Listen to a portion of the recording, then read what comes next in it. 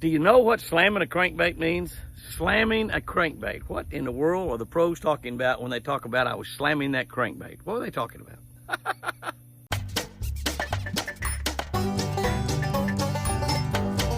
Whoa!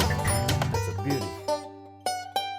Good morning, guys and girls. September 21, Matthew 5:6. They are blessed who hunger and thirst after justice, because they'll be satisfied. They're blessed who hunger and thirst after justice, because they will be satisfied.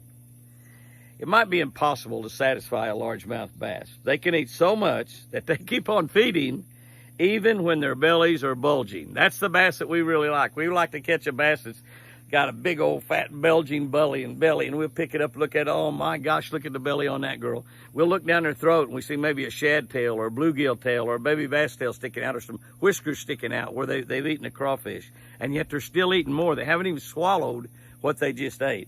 They can't be satisfied. They have an appetite that I guess you would say is insatiable. Thank goodness they don't have to be hungry to strike a lure. We catch a lot of fish that are just striking out of, I don't know, meanness or territorial protection, or maybe they just see a bait coming by like a Jimmy Houston spinner bait, and it's coming by and they say, oh my gosh, that thing's ugly. We don't want to get started in the neighborhood, and they just jump up there, grab a hold of it and bite it. I'm not real sure why they bite a spinner bait in the first place, because it don't look like anything a bass eats, but they bite them. Oh, praise the Lord that they bite them. They bite them really, really good. Being satisfied, though, is something that we all want. We desire to be satisfied with our families. We want to be satisfied in our marriages. We want to be satisfied in our jobs, with our friends. We want to be satisfied with our church. Many people go to several different churches before they find a church that they feel like they really fit in, that they're satisfied with. But complete satisfaction, this is the key. Complete satisfaction comes only from God. Satisfaction comes from God. That's what this verse is saying. For they will be satisfied. All else will leave us empty and wanting more. Everything that we chase after in this life will always leave us empty and wanting more. Here's the deal.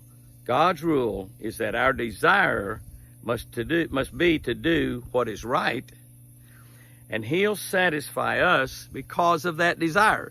If we have a great desire to do right, God will give us satisfaction just because of that desire we have to be right. Does that mean He'll give us everything that we think we need? I don't think so. It does mean, though, and here's the key. Here's the one sentence out of this whole devotional today that you want to kind of hang your hat on. It does mean that He can enable us to be satisfied with whatever we have. To be satisfied with whatever we have. You know, back when I was in high school and college, and the several years after college, I played independent basketball. I always had in my mind, and I probably told it to my friend, I'm pretty sure I told it to Chris, gosh, honey, if I was 6'3" or 6'4", I could play in the NBA.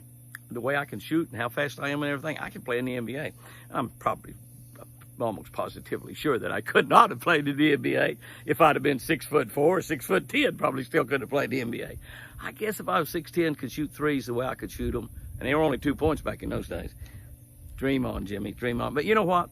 I was satisfied playing basketball.